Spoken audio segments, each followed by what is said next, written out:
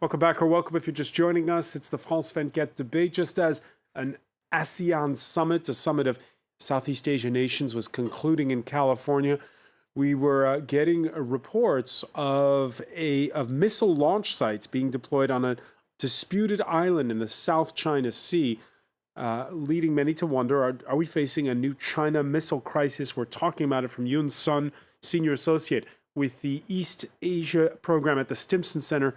Welcome back. You're joining us from Washington. Joining us from Singapore, risk consultant Wenfeng Lin. Thank you for being with us here in the France 24 debate. We're also with Antoine Bondaz of the Asia Center, and from the French Institute of International Relations, IFRI, we are in the presence of Alice Ekman. Welcome back to both of you. We were talking in part one of our discussion how this revelation of these missile launch site on a disputed island in the South China Sea has come on a day where, for the first time, Hanoi allowed a pre-planned commemoration of China's 1979 invasion of Vietnam. Several dozen attended, and in the capital, news of the missile launchers quickly spread. We don't want war, but we cannot back down. When they force us to pick up our guns, we can't do otherwise. But now, while we can still avoid conflict, it's better that we come to a peaceful agreement. In Nguyen Phong Ninh, how angry are the Vietnamese with China? You mean today or in general? Well, especially after the events of today, but more broadly. Well, more broadly, I don't think Vietnam have any problem with Chinese people, but mostly with Chinese government, especially after the oil rigs dispute 3 years ago when China pushed the oil rig near 200 miles from Vietnam. So since then, we see like the riots, anti-China factories in Vietnam with a couple of Chinese who died.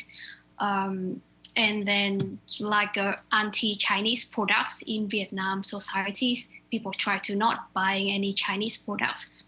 So I see the rising anti-China atmosphere in Vietnam communities.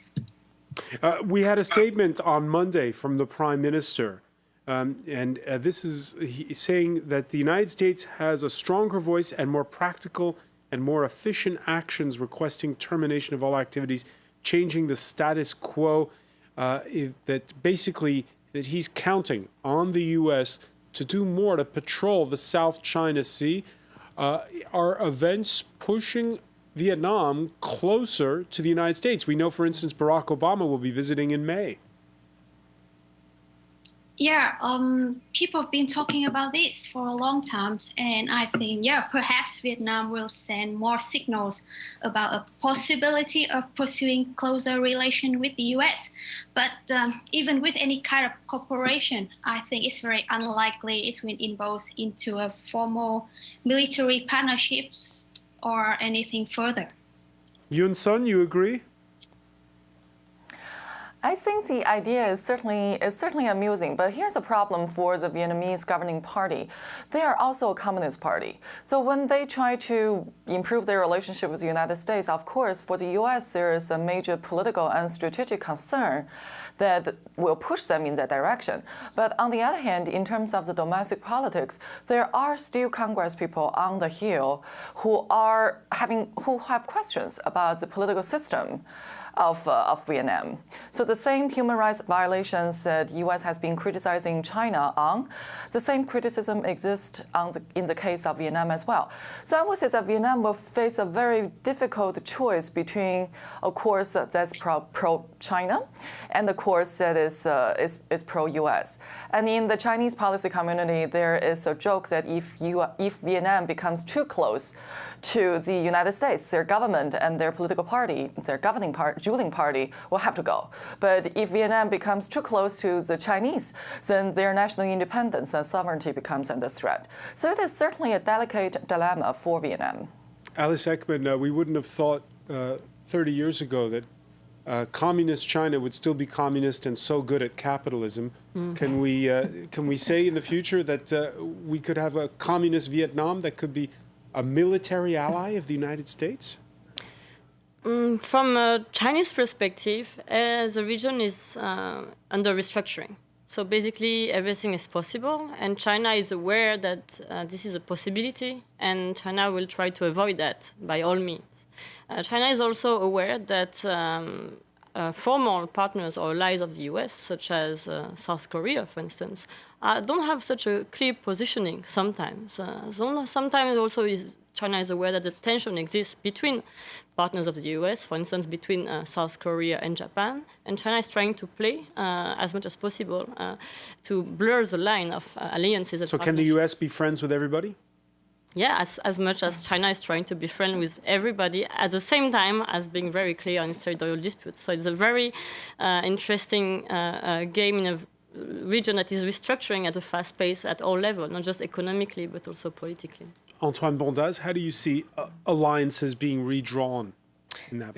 It's actually very difficult to see a complete redrawing of alliances in East Asia.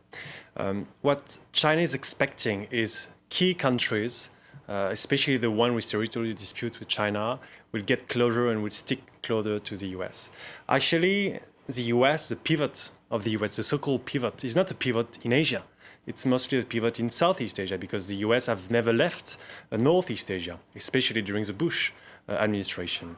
Barack Obama has been very clear that he wanted to have closer relations with Southeast Asian countries, and he has got closer to Vietnam as soon as 2009, 2010. In 2010, Hillary Clinton and Robert Gates visited Vietnam, and he also get closer to other countries like Myanmar. So it's a very long-term strategy for the US to reinforce their role in the region and to make sure actually that China cannot force them to leave and that China cannot be the only player in the region, because one of the real interests of the US, we could maybe quote like three interests. The first one is to build a stronger trade relationship with all these Southeast Asian countries because they are economic powerhouse. The second one is to protect freedom of navigation, and it's related directly to commerce. And then the third interest is to avoid China to create a so-called sphere of influence, a so-called Asian Monroe Doctrine in Southeast Asia. China is still very, very far from doing so, but on the very long term, it could be a threat to the US interests in Asia. All right, someone who's not a fan of the United States telling us on Twitter the USA may only be paranoid, how they could be at risk with 1,400 illegal military bases in the world. That's the opinion of Dayan. You mentioned a Monroe Doctrine. That was the United States doctrine that basically anything that happens in the Americas is ours. That it's our turf, basically. The Monroe Doctrine can work both ways in the South China Sea. Mm-hmm. It could be, is it the U.S.'s turf or is it China's turf? It seems to be a binary question at this point. Okay, the comparison with the Monroe Doctrine must be must be done in a very careful way. First, the US declared the Monroe Doctrine in 1823, but it became a reality like almost a century after that. So it's not because you want to create a sphere of influence that you are influential in this area. Second, on the Chinese point of view, there is no missile crisis. Because basically it's happening on the Chinese territory. It's completely different, for example, from the Cuban Missile Crisis when the US was threatened by the USSR via Cuba. So from the Chinese, in a way, they don't understand the problem. They are just defending their islands. They are defending military infrastructures, and they are not, in a way, threatening the US directly. As for your question, I think that China basically cannot expel the US from the region.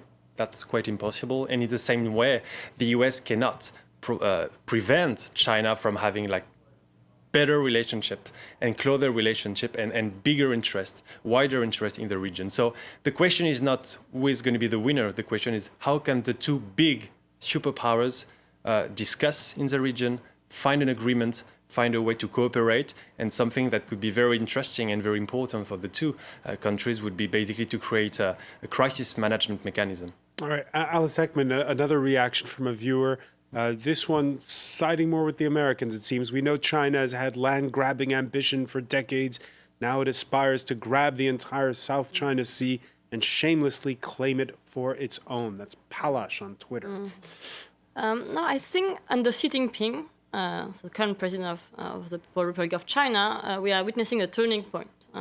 China's foreign policy is becoming more ambitious in the region, and I believe also, as you just mentioned, it would be difficult to implement, but I believe China really wants to consolidate its leadership in the region and to some extent reduce the influence of Americans, reduce American presence as much as possible. We see this in various ways. First of all, from a rhetorical perspective, China is talking about an Asian community of common destiny, meaning the US is not Asian, so the US is not welcome to so-called intervene in territorial dispute of the region, being the East China Sea, South China Sea, and other disputes. Second, from a regional governance perspective, China is becoming very proactive in various ways. Recent example is launch of the AIIB, Asia Infrastructure Investment Bank. So this is from an economic perspective, but China is also now talking about creating new security cooperation mechanism. So mechanism, maybe informal institution, which is it weird would gather. Is it weird to be holding a Southeast Asia summit in California? For China, this is illegitimate. That's the Chinese perspective. So I think that what has been mentioned before, that the timing was important because it happened during this summit, right, which is taking place in the US, I think is a signal that was sent by China on this specific issue, and it's in line with its rhetorical development under Xi Jinping. Nguyen Lin, your thoughts on that, and is it up to the US to patrol those South China Sea waters and prevent the Chinese from imposing what Antoine Bondaz described as a Monroe Doctrine on the South China Sea?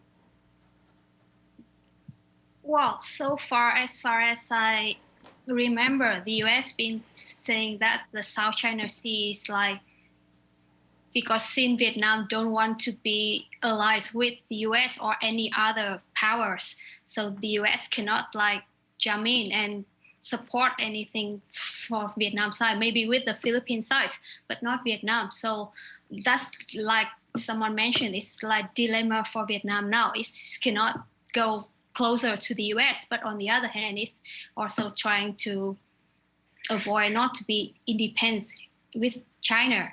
So maybe there's someone in the Vietnam leadership do want help or support from the US, but I don't think this will be publicly announced or it won't be publicly expressed.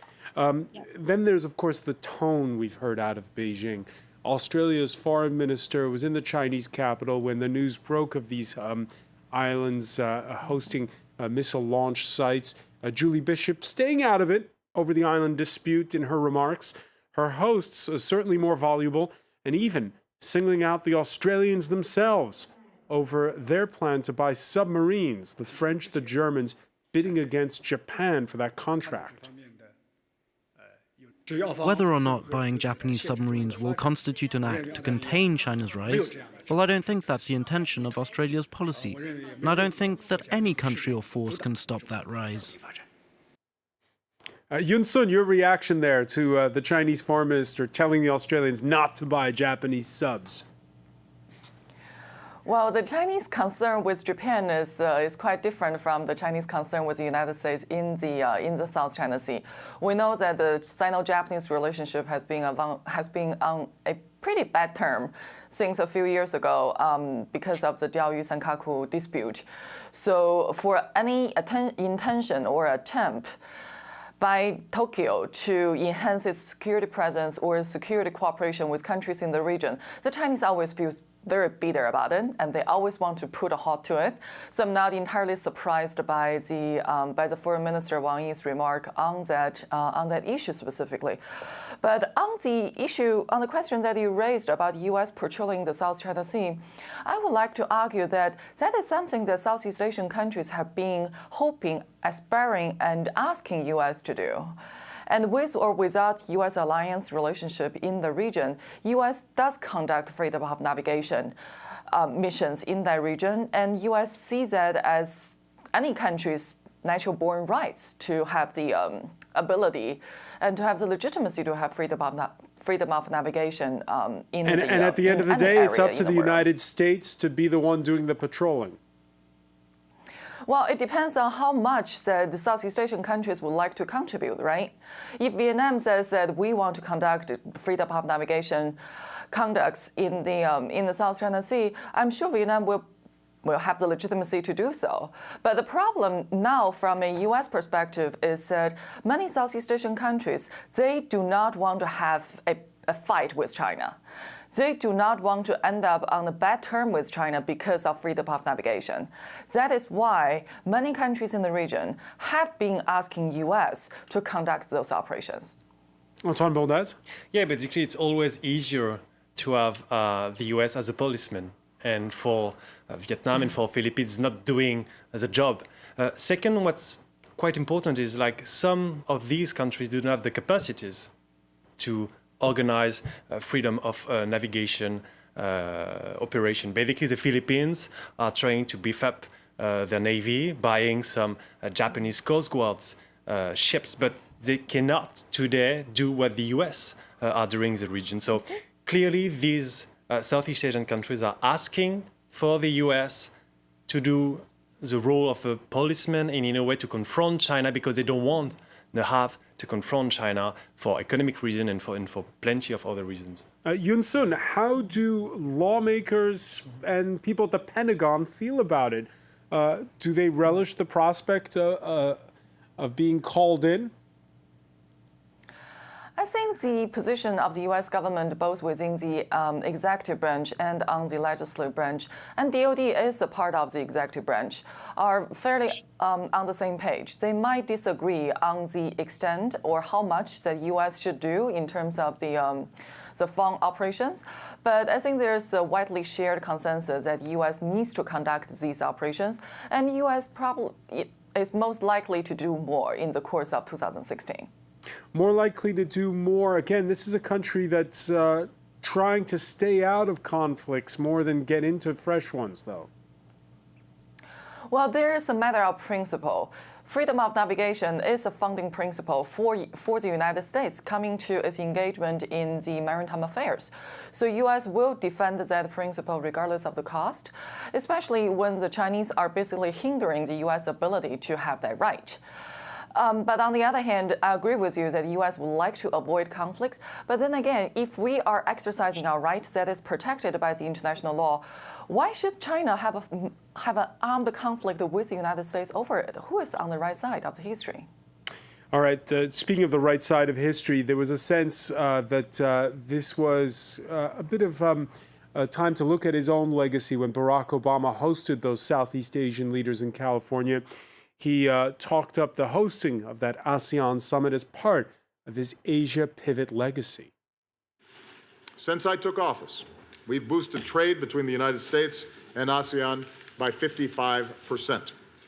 The region is now our fourth largest goods trading partner, including U.S. exports that support more than 500,000 American jobs. U.S. companies have been the largest source of foreign investment in ASEAN. And Yuan Fengling, both Bill Clinton and George W. Bush also visited Vietnam. When Barack Obama goes in May, will he just be seen as just another U.S. president?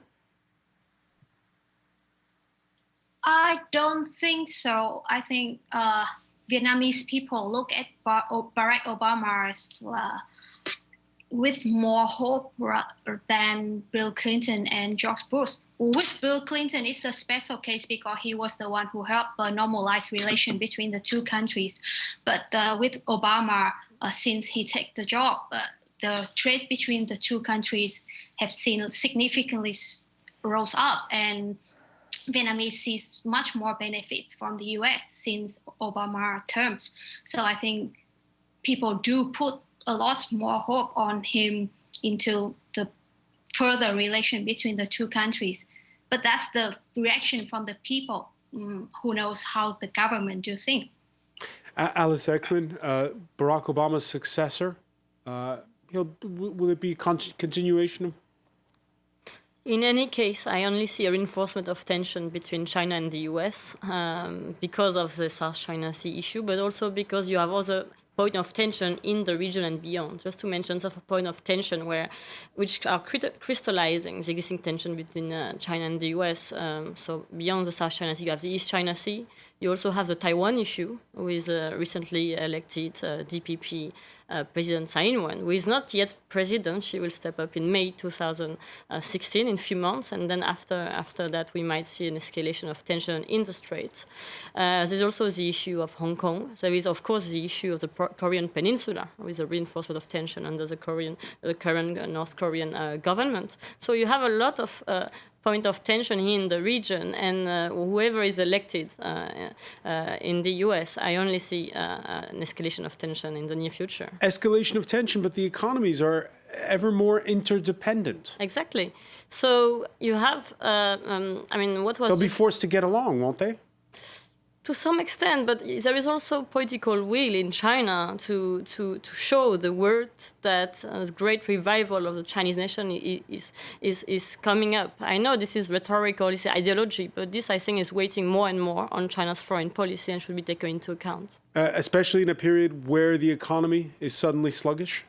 I don't think it's so much related to the economy. I think only a significant decrease of the growth rate, more severe than the one that we are witnessing now, would put into question China's foreign policy. At the moment, China is confident enough that the foreign policy that he has economic power, also the attraction of its market to play both cards, economic independence and remaining tough on territorial disputes. Yoon Soon, even if the economy cools, that won't necessarily be a barometer for saber rattling in China? I think there's a very large possibility of that.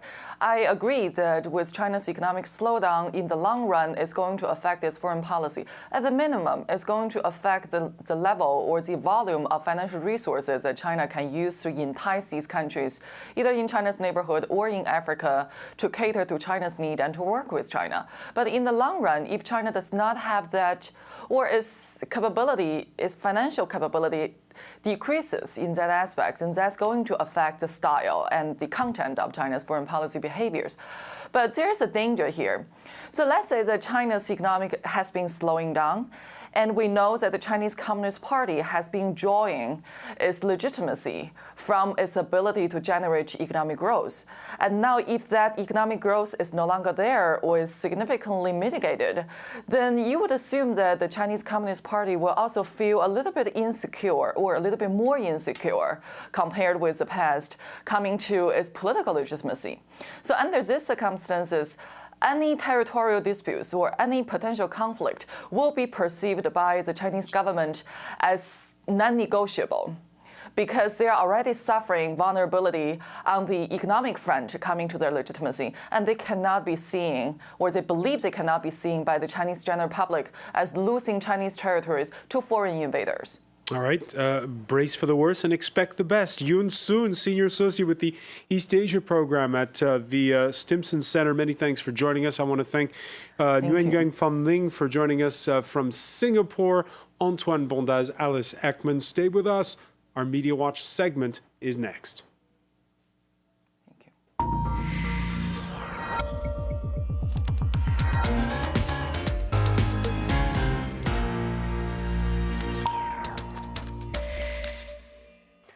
The mouse is mightier than the sword when James Creedon is in the house. Hello. I guess so. Well, we'll see what we have. Hi, François. Just to look at how the editorial pieces and op-eds have been responding to this. Look, first of all, at The Guardian, with Ewan Graham giving his take on things, Director of International Security at the Lowy Institute in Australia. For him, this is no Cuban Missile Crisis. It's nothing of the sort whatever. Rather, what we are seeing is a conscious effort by China to progressively extend its strategic footprint in the South China Sea. It marks a step up the ladder into China's progressive militarization of the region. Meanwhile, for Libération, you have their Tokyo correspondent Arnaud Volerin saying, since Xi Jinping's arrival in power in November 2012, China has been in a sort of expansionist mode militarily, also in maritime terms. It has repeatedly reaffirmed that the near totality of the South China Sea belongs to it. That's his interpretation of it. And he mentions the 7th of February missile test by Pyongyang and American and South Korean responses, putting in place an anti-missile defense shield, saying really that China was, you could expect them to respond. Let me ask Antoine Bondaz about this. Has Xi Jinping been more militaristic than his predecessor, Hu Jintao? The question is, can Xi Jinping be more militaristic than Hu Jintao? I'm not sure that China has changed fundamentally its foreign policy. China is not doing what they may have wanted to do before, but that they could not afford to do for political reason, but also for financial reason. Know that the Chinese military is getting bigger and bigger, stronger and stronger. They can afford to deploy this kind of missile, what they could not do 15 years ago. In any case, it's interesting to see the perspective from Beijing, the Global Times, which is very much close to Beijing's power structures and points of view. Military factors injected by the US are seen as a provocation in the South China Sea. Now, they see the reinforcement of various structures on Woody Island and elsewhere as self-defense, not as militarization. China should strengthen self-defense on these islands. The deployment of defense systems is not in the domain of militarization. They also say in this editorial that US authorities and opinions have paid particular attention to this idea of militarization, which shows the absurdity of US-style hegemonic mentality. The US, an outsider, has injected the most military elements in the region. They go on to say that as long as Washington does not inject tensions, China has no motivation to do so, and that regional countries would not object to these HQ-9s being deployed in the South China Sea because they don't seek any air supremacy. Jet fighters from the US, an outside country, may feel uneasy, and to us, that's a proper result. All right. Says Beijing. Rhetoric from the old days. Many thanks, James Creed. Now, I want to thank our panel once again. Thank you for joining us here in the France 24 debate.